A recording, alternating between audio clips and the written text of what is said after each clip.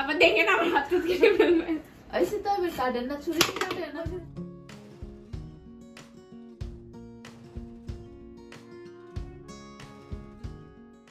Hello everyone, আসসালামু আলাইকুম। আশা করছি আপনারা সবাই অনেক ভালো আছেন।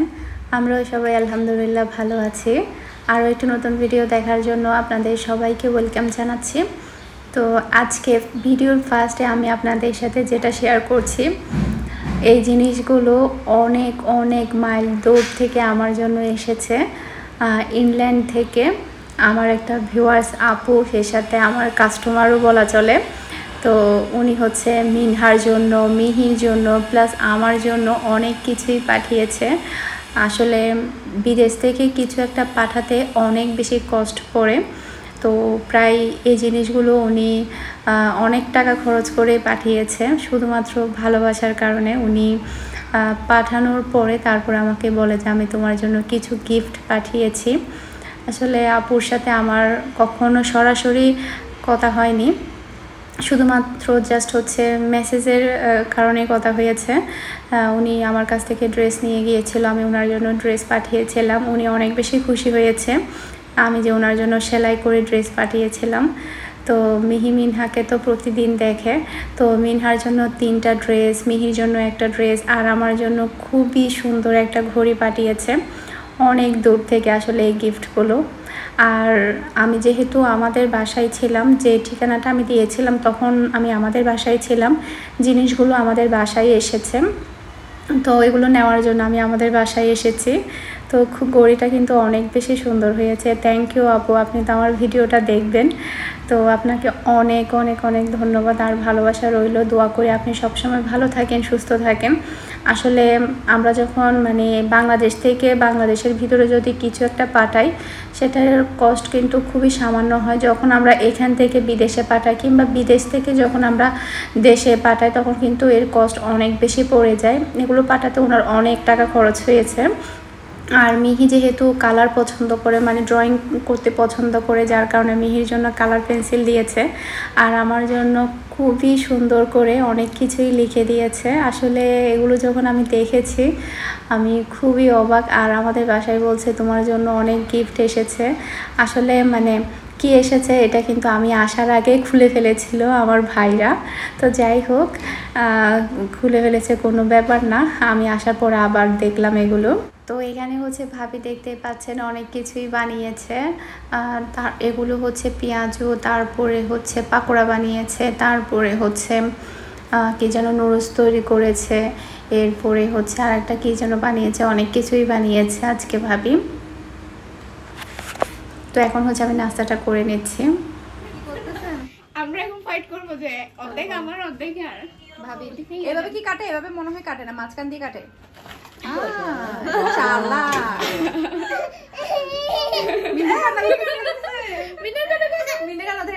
যুদ্ধ করে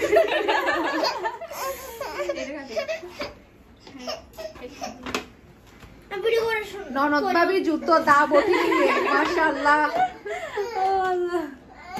আবার দেখেন আমার হাত কেটে ফেলবেন। ऐसे तो अभी काटे ना छुरी से काटे ना।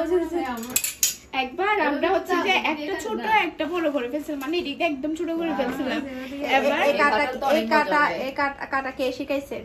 দুইজন দেখে শিখছি, যে বাসায় কেউ ছিল না, আমরা দুইজন ছিলাম। আচ্ছা, বাসায় তো কেউ ছিল না, বলতেছে যে এটা ভেঙে ফেলো। আমরা কি করব? আমরা জীবনে রাখতে বলছি। আর একটু নরম হবে তো। একটা দাও না। আমার হাত ওটা কাটলে ভালো হতো, ছোটটা। আচ্ছা, সমস্যা নাই। এটা একটু নরম আছে।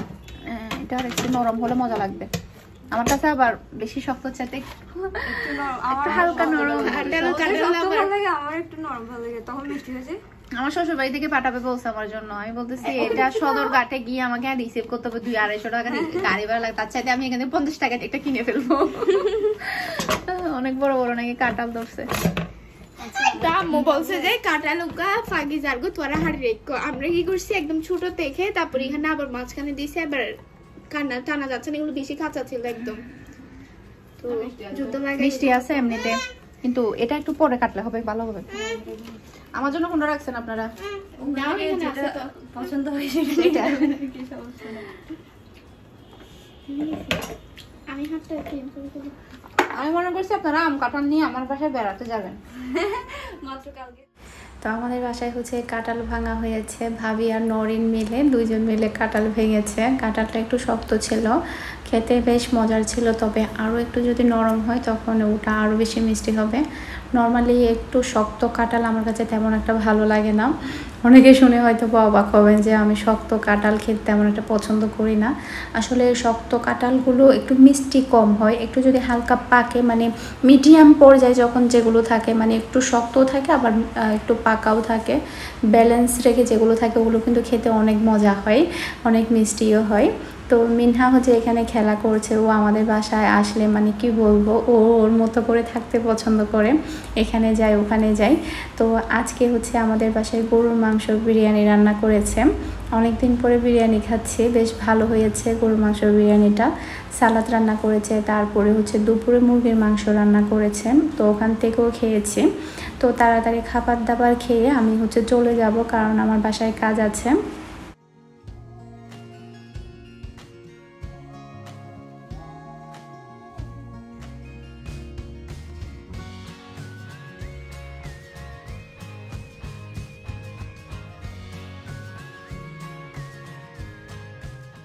তো এটা হচ্ছে আমার বাসায় সকালবেলা চা তৈরি করা হচ্ছে। সকালের এই চাটা আমার জন্য অনেক বেশি ইম্পর্টেন্ট, কারণ এই চা না খেলে সারাদিন আমি ভালো থাকতে পারি না, মাথাটা ধরে থাকবে, মাথা ব্যথা করবে। এমনকি সকালে ঘুম থেকে ওঠার পরে যদি আমার চাটা খেতে একটু বেশি লেট হয় তখনও কিন্তু আমার মাথা ব্যথা শুরু হয়ে যায়। তো আজকে আমি আপনাদের সাথে খুবই মজার একটা পিৎজার রেসিপি শেয়ার করব, সেটা হচ্ছে মশলা পিৎজা। তো মশলা পিৎজাটা তৈরি করার জন্য এখানে আমি হাফ কাপ পরিমাণ কুসুম গরম পানি নিয়েছি, তারপরে আমি এখানে 3 টেবিল স্পুন পরিমাণ চিনি দিয়েছি, তারপর 2 টেবিল স্পুন পরিমাণ পাউডার মিল্ক, তারপর স্বাদ মতো লবণ, তারপরে হচ্ছে 1 টেবিল স্পুনের মতো ইস্ট দিয়েছি। এরপর এটাকে আমি ভালোভাবে মিশিয়ে নিচ্ছি। আর আমাকে অনেকেই জিজ্ঞেস করে আমি কি ব্র্যান্ডের ইস্ট ইউজ করি, আমি এটা ইউজ করি। তো এটা ভালো মোটামুটি।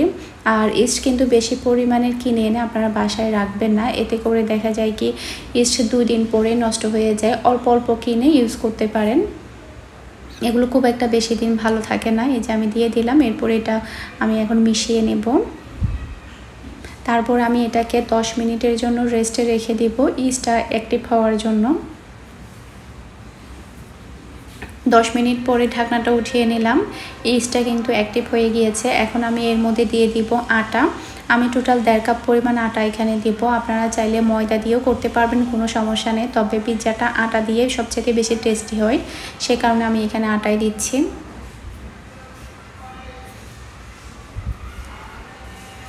টোটাল 1.5 কাপের মতো আমি আটা দিয়ে দিচ্ছি। যদি প্রয়োজন হয় তাহলে আমি অল্প করে এখানে অ্যাড করব পরে, এটা ডোটা মাখানোর পরে। তারপর আমি হাত দিয়ে এটাকে খুব ভালোভাবে মাখিয়ে নিব। এরপরে হচ্ছে 2 টেবিল স্পুনের মতো আমি এখানে তেল দিব, সে সাথে দিয়ে দিচ্ছি একটা ডিম।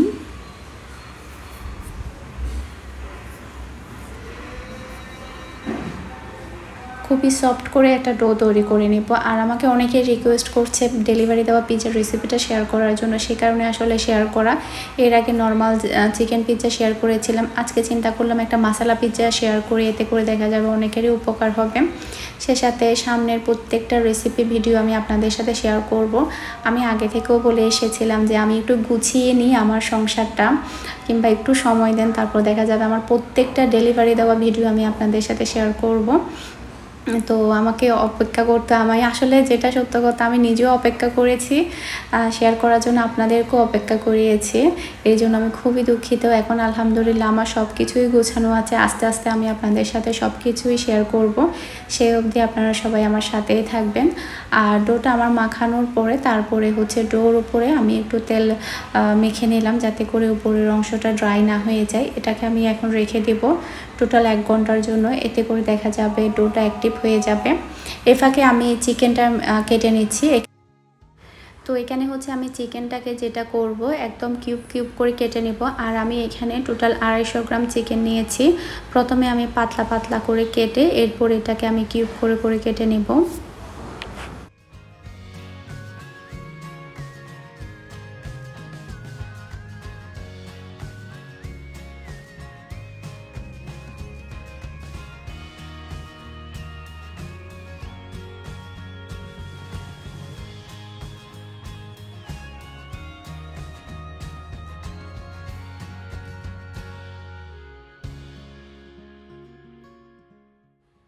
এখন হচ্ছে আমি চিকেনের মধ্যে মশলা অ্যাড করব।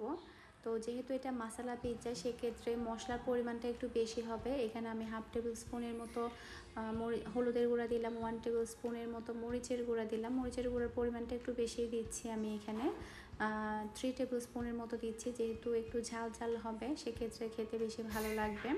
তারপরে 1/2 টেবিল স্পুনের মতো আমি এখানে জিরা গুঁড়া দিলাম। তারপরে হচ্ছে 1/2 টেবিল স্পুনের মতো আমি গরম মশলা দিলাম। গরম মশলা আরও একটু কম দিয়েছি, 1/4 টেবিল স্পুনের মতো দিয়েছি। এরপরে হচ্ছে স্বাদ মতো লবণ দিয়ে দিচ্ছি। 1/2 টেবিল স্পুনের মতো আমি এখানে ধনে গুঁড়া দিচ্ছি। তারপরে ব্ল্যাক পেপার দিয়ে দিব 1/2 টেবিল স্পুনের মতো। এরপরে আমি এখানে দিয়ে দিব টিক্কা মশলা, তান্দুরি যে টিক্কা মশলা থাকে, চিকেন টিক্কা মশলা, ওই মশলা দিয়ে দিলাম এখানে আমি 1 টেবিল স্পুনের মতো। আদা রসুন বাটা দিয়ে দিচ্ছি 1 টেবিল স্পুনের মতো। তারপর আমি টমেটো সস দিচ্ছি এখানে 2 টেবিল স্পুনের মতো। তারপর আমি সয়া সস দিয়ে দিব 1 টেবিল স্পুনের মতো। মশলা পিৎজা না হলে কিন্তু এত বেশি মশলা প্রয়োজন হয় না, যেহেতু এটা মশলা পিৎজা হবে, সেক্ষেত্রে মশলার পরিমাণটা একটু বেশিই থাকবে, আর সসের পরিমাণটাও কিন্তু অনেক বেশি থাকে। তো এটাকে আমি ভালোভাবে মাখিয়ে নিলাম।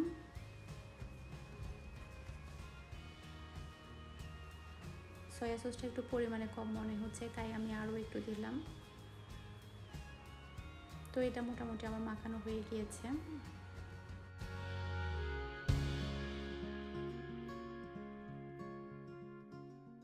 তো এখন আমি যেটা করব, চিকেনটাকে কুক করে নেব একটা প্যানের মধ্যে। সামান্য করে একটু আমি তেল দিয়ে দিচ্ছি, তারপরে আমি চিকেনটা দিয়ে দিব।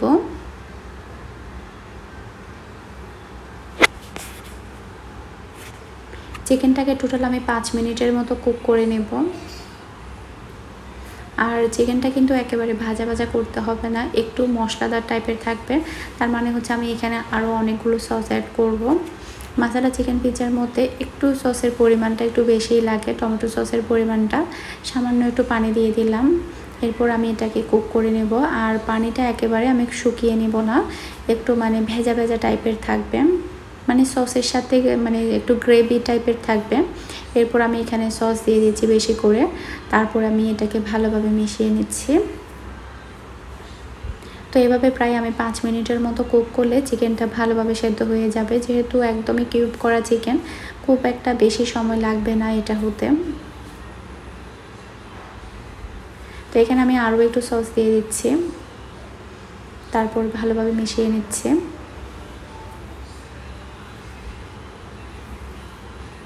চিকেনটা প্রায় আমার হয়ে গিয়েছে এখন। আর এদিকে কিন্তু ডোটাও কিন্তু অ্যাক্টিভ হয়ে গিয়েছে, একদম ফুলে গিয়েছে। এখন আমি হাত দিয়ে চেপে বাতাসটা বের করে দিচ্ছি। এরপরে হচ্ছে একটা বড় করে পিৎজা বেলে নেব। আর আমি এটা 12 ইঞ্চি পিৎজা তৈরি করব।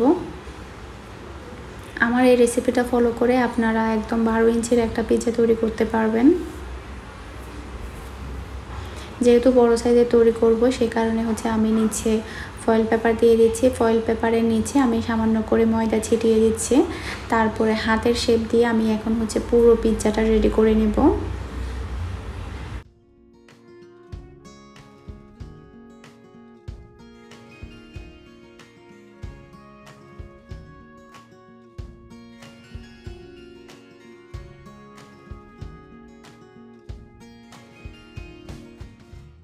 তো এখানে হচ্ছে পিৎজার শেপটা দেওয়া হয়ে গিয়েছে। এখন আমি কাঁটা চামচ দিয়ে ফুটো করে দিচ্ছি, যাতে করে ব্রেডের মতো এটা ভালোভাবে ফুলে না ওঠে।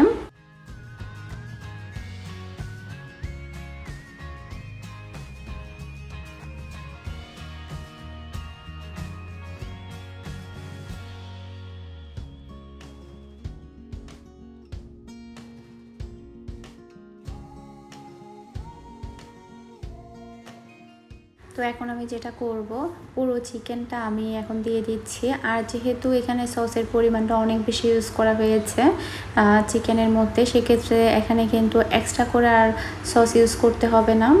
এরপরে পুরো চিকেনটা আমি পিৎজার মধ্যে দিয়ে দিচ্ছি ভালোভাবে।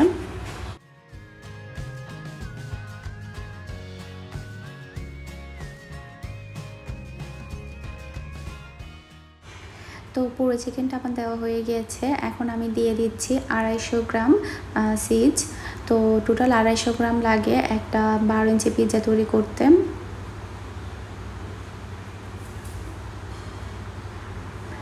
আর মশলা চিকেন পিৎজা তৈরি করতে কিন্তু অলিভ কিংবা ক্যাপসিকাম এটার কিন্তু প্রয়োজন হয় না। তো আমি এখানে টমেটো দিয়ে দিচ্ছি গোল গোল করে। এরপর আমি এখানে দিয়ে দিব অরিগানো, জাস্ট হচ্ছে 2 চিমটির মতো অরিগানো দিব। এরপরে হচ্ছে ব্ল্যাক পেপার দিয়ে দিব, এতে করে দেখা যাবে পিৎজা থেকে খুবই সুন্দর একটা ফ্লেভার আসবে। আর এটাকে আমি 250 ডিগ্রি সেলসিয়াসে 15 থেকে 20 মিনিটের মতো বেক করে নেব উপরে নিচে তাপমাত্রায়। এতে করে দেখা যাবে উপরের দিক দিয়ে চিজটাও গলে যাবে, এরপরে নিচে ব্রেডটাও ভালোভাবে কুক হয়ে যাবে।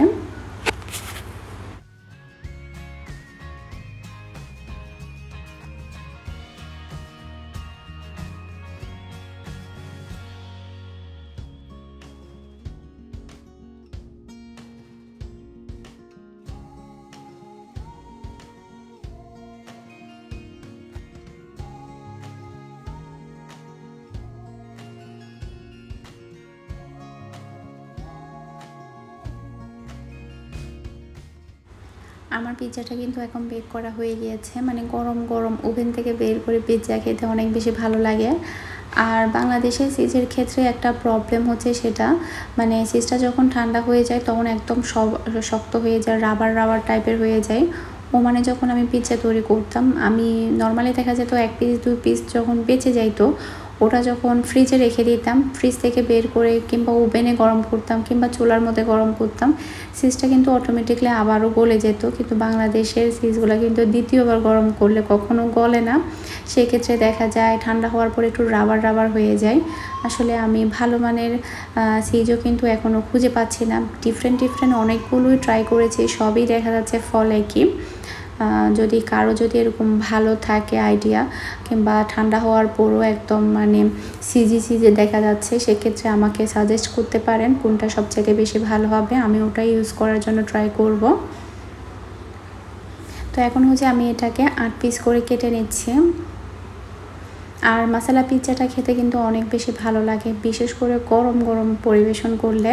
তো এখন হচ্ছে আমরা সবাই মিলে খাবো, যেহেতু একদমই গরম থাকা অবস্থায় কিন্তু এরকম স্টিকি হয়, কিন্তু ঠান্ডা হয়ে গেলে চিজটা দেখা যায় একটু রাবার টাইপের হয়ে যায়, শক্ত হয়ে যায়, কেমন যেন হয়ে যায়, আসলে তখন মোটেও ভালো লাগে না। যেহেতু বিজনেস করছি সেক্ষেত্রে আসলে আমি এটার মেন কারণটা কি সেটাও আমি খোঁজার ট্রাই করছি। আমি অনেক ব্র্যান্ডের ইউজ করেছি, সবই দেখছি একই রকম, এমনকি আমি আমারগুলো এরকম হচ্ছে, বাহিরেরগুলো কেমন সেটা দেখার জন্য কিন্তু আমি কয়েকটা রেস্টুরেন্ট থেকে অর্ডার করে খেয়েছি নিজেও, আসলে যেটা সত্য কথা। তো রেস্টুরেন্টেরগুলো কিন্তু ওইরকমই, মানে তেমন একটা কিছু থাকে না, আর চিজ তো বলতে গেলে নাই, এরকম একটা অবস্থা।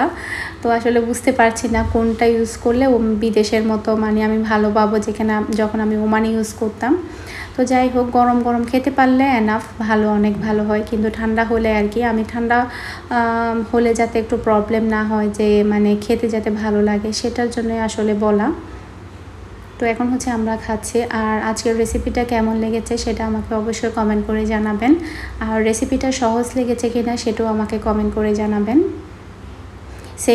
সেম রেসিপি ফলো করে কিন্তু আমি ডেলিভারিও দিয়েছি, এটা আমি আমার নিজের জন্য তৈরি করেছি, ঠিক আছে, একদম same to same recipe follow করে আমার ডেলিভারি দেওয়া আছে।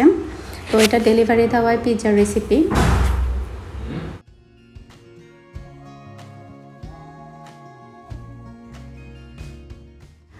আশা করছি আমার আজকের ভিডিওটা আপনাদের সবার কাছে ভালো লেগেছে। সবাই ভালো থাকবেন, সুস্থ থাকবেন, আমাদের সবার জন্য দোয়া করবেন। আসসালামু আলাইকুম, আল্লাহ হাফেজ।